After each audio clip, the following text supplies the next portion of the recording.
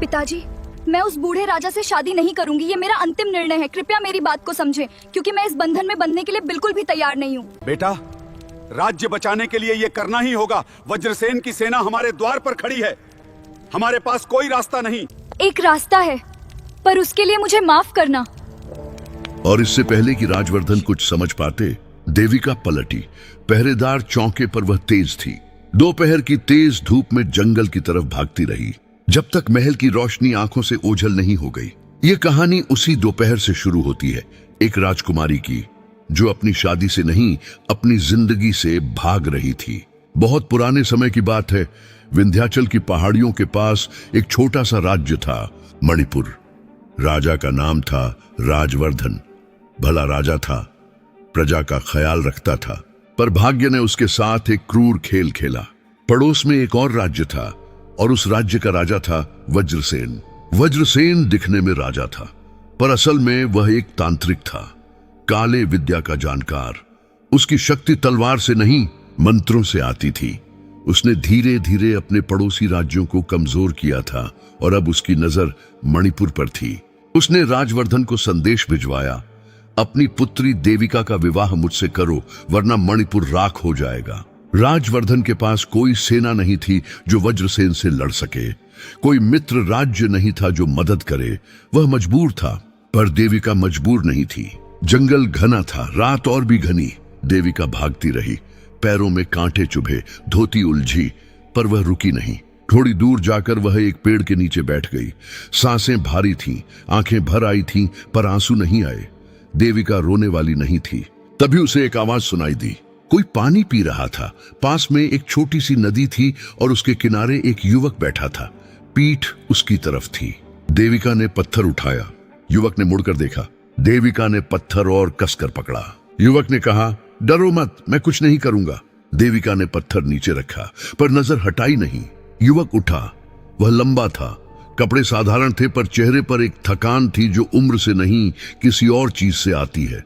देविका ने पूछा, तुम कौन हो? युवक ने कहा, कोई नहीं, बस एक राहगीर। देविका ने कुछ सोचा, फिर सीधे बोली, मुझसे शादी करोगे? युवक हैरान हो गया। उसने देविका को देखा, फिर इधर उधर देखा, फिर देविका को। उसने कहा, क्या? देविका ने कहा, सुना नहीं, मुझसे शादी करोगे? मैं एक राजकुमारी हूं, मेरी शादी एक बूढ़े से तय हुई है, मुझे उससे बचना है। तुम मिले, शादी करो। युवक ने कहा, यह नहीं हो सकता। देविका ने कहा, क्यों? युवक ने कहा, मैं तुम्हें बता नहीं सकता, पर मुझसे शादी मत करो। देविका ने कहा, मैंने कहा करो। युवक ने कहा, सुनो, तुम नहीं समझती, मेरे साथ कुछ ऐसा है जो देविका ने बीच में काटा, जो भी है बाद में देखेंगे, पहले शादी करो। युवक बहुत देर चुप रहा। उसकी आंखों में कुछ था, एक दर्द, एक झिझक। वह कुछ कहना चाहता था, पर शब्द नहीं आए। आखिर उसने हाँ कहा। उस रात नदी किनारे शादी हुई, जंगल में, तारों की रोशनी में। कोई बाराती नहीं, कोई डोली नहीं, कोई शहनाई नहीं, बस दो लोग, एक नदी और ऊपर आसमान। देविका ने युवक का हाथ थामा, और जैसे ही उन दोनों ने एक दूसरे को स्वीकार किया, कुछ हुआ। युवक के हाथ कांपे, उसका चेहरा बदला। उसने देविका की तरफ देखा। उसकी आंखों में एक पुराना दर्द था, जैसे वह जानता था ये होगा। और फिर वह था नहीं। जहां युवक खड़ा था वहां एक बाज था, बड़ा, भूरे और सोने के पंख, आंखें तेज, पर उन आंखों में वही दर्द था जो अभी उस युवक की आंखों में था। देविका एक पल के लिए पत्थर बन गई। फिर वह पीछे हटी, फिर रुकी। बाज को देखा। बाज ने उड़ान नहीं भरी, वहीं बैठा रहा, जैसे कह रहा हो, मैं यही हूं। देविका ने एक लंबी सांस ली, और फिर वह वहीं जमीन पर बैठ गई, घुटने मोड़कर, बाज के सामने। उसने कहा, ठीक है, बताओ क्या हुआ? बाज ने कुछ नहीं कहा, बोल नहीं सकता था। पर देविका ने एक बात उस रात समझ ली, जो हो गया है उसे रोया नहीं जा सकता, सिर्फ सुलझाया जा सकता है।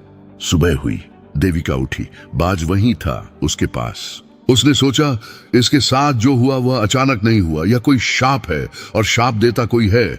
उसे जंगल में किसी की जरूरत थी जो कुछ जानता हो। जंगल में एक साधु रहते थे। लोग कहते थे वह सैकड़ों साल से वहां हैं, महात्मा भृगुनाथ।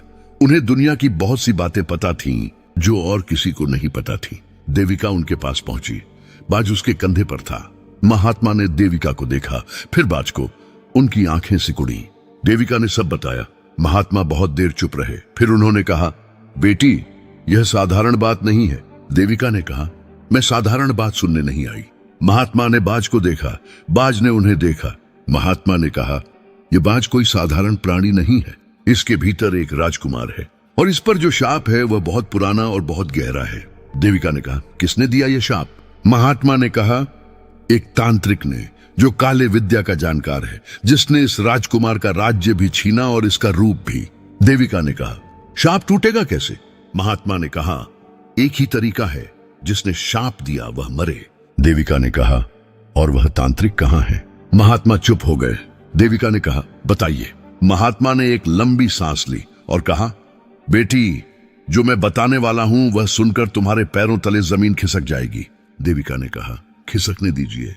महात्मा ने बताया, उस राजकुमार का नाम था प्रताप। वह पूर्व दिशा के एक बड़े राज्य का इकलौता पुत्र था। उसका राज्य समृद्ध था, प्रजा सुखी थी। कुछ साल पहले एक तांत्रिक उसके दरबार में आया था। अपनी पुत्री का विवाह प्रताप से करना चाहता था। प्रताप ने मना कर दिया। तांत्रिक ने कहा था, तू मेरी बेटी से शादी नहीं करेगा। ठीक है, तो सुन, जिस दिन तेरी शादी होगी उस दिन से तू कभी इंसान नहीं रहेगा, बाज बन जाएगा हमेशा के लिए। और उसने शाप दे दिया। प्रताप ने उस तांत्रिक को अपने राज्य से निकाल दिया, पर तांत्रिक ने बाद में अपनी काली शक्ति से प्रताप का पूरा राज्य तबाह कर दिया। प्रजा बिखर गई, महल खंडहर हो गया और प्रताप बरसों से जंगल जंगल भटक रहा था। शादी नहीं करता था क्योंकि जानता था शादी होते ही हमेशा के लिए बाज बन जाएगा। पर आज रात देविका ने उसे मौका नहीं दिया। देविका ने सुना, बाज को देखा और उसने महात्मा से पूछा, वह तांत्रिक कौन है? महात्मा ने कहा, उसका नाम है वज्रसेन। देविका की आंखें बंद हो गईं। वही नाम, वही बूढ़ा राजा जिससे उसके पिता उसकी शादी करवाना चाहते थे। वह जो पूरे मणिपुर को धमकी दे रहा था। सब एक ही था। देविका ने आंखें खोली, उनमें आंसू नहीं थे, कुछ और था, एक निर्णय। उसने बाज को देखा, बाज ने उसे देखा। देविका ने कहा, तुम्हारा नाम प्रताप है, तुम एक राजकुमार हो और जिसने तुम्हारे साथ यह किया वह मेरे राज्य को भी निगलना चाहता है। बाज ने पंख फड़फड़ाए। देविका ने कहा, मैं उसे ढूंढने जा रही हूं, तुम आओगे? बाज उसके कंधे पर आ गया। देविका अपने राज्य वापस गई। महल के द्वार पर उसके पिता खड़े थे। उनकी आंखों में राहत थी कि बेटी वापस आई, पर साथ ही डर भी था। देविका ने पिता को देखा। राजवर्धन ने कहा, बेटा, वज्रसेन का संदेश आया है, वह कल आएगा। तुम्हें? देविका ने कहा, वह आए, मैं यहां हूं। राजवर्धन ने बेटी को देखा, उसके कंधे पर बाज को देखा। उन्हें कुछ समझ नहीं आया, पर देविका की आंखों में जो था उसने उन्हें चुप करा दिया। अगले दिन वज्रसेन आया। उसकी सवारी भव्य थी, काले घोड़े, काले वस्त्र।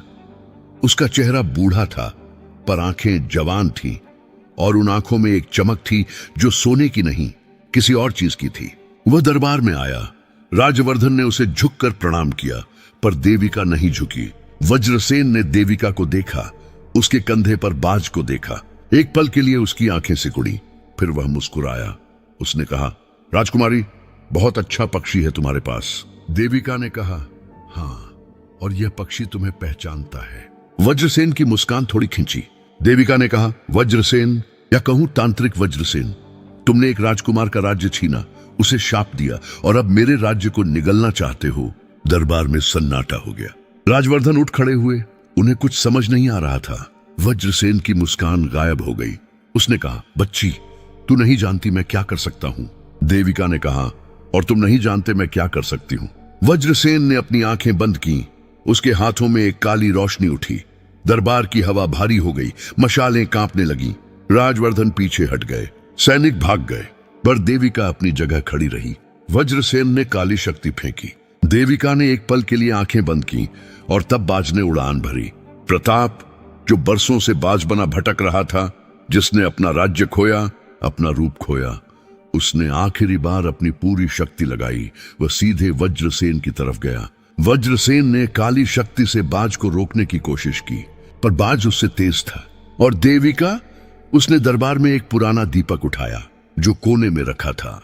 महात्मा भृगुनाथ ने उसे एक मंत्र बताया था, वह मंत्र जो तांत्रिक की शक्ति को उसी पर वापस लौटाता है। देविका ने वह मंत्र पढ़ा। आवाज कांप रही थी पर रुकी नहीं। वज्रसेन की काली शक्ति उसी की तरफ पलटी। वह चिल्लाया और फिर वह गिर गया। दरबार में धूल बैठी। देविका ने सांस ली और तब उसने देखा, बाज जहां था वहां एक युवक था। जो प्रताप, वह जो जंगल में नदी किनारे मिला था, जिसने मना किया था शादी से, जिसकी आंखों में वह पुराना दर्द था। वह जमीन पर था, कमजोर पर इंसान था। देविका उसके पास गई। प्रताप ने ऊपर देखा, उसकी आंखें भर आईं। उसने कहा, मैंने कहा था शादी मत करो मुझसे। देविका ने कहा, और मैंने नहीं माना। अच्छा किया। प्रताप ने एक पल देखा, फिर हंसा। पहली बार, बरसों में पहली बार। पल देखा, फिर हंसा। पहली बार, बरसों में पहली बार। राजवर्धन सब देख रहे थे। वह समझ गए थे कि क्या हुआ। धीरे धीरे पूरा वो प्रताप के पास आए। उन्होंने उसका हाथ थामा। उन्होंने कहा, बेटा, तुम्हारा राज्य तुम्हें वापस मिलेगा। वज्रसेन ने जो छीना था वह सब। प्रताप ने कहा, पहले मुझे यहां बैठने दीजिए थोड़ी देर। बहुत समय हो गया इंसान रूप में बैठे। राजवर्धन की आंखें नम हो गईं। उस दिन के बाद बहुत कुछ बदला। वज्रसेन की शक्ति के साथ उसका प्रभाव भी खत्म हो गया। प्रताप का राज्य उसे वापस मिला। पर प्रताप मणिपुर नहीं गया, अकेले नहीं। और देविका के पिता राजवर्धन ने पहली बार चैन की सांस ली। उस रात जो एक अजनबी से शादी हुई थी,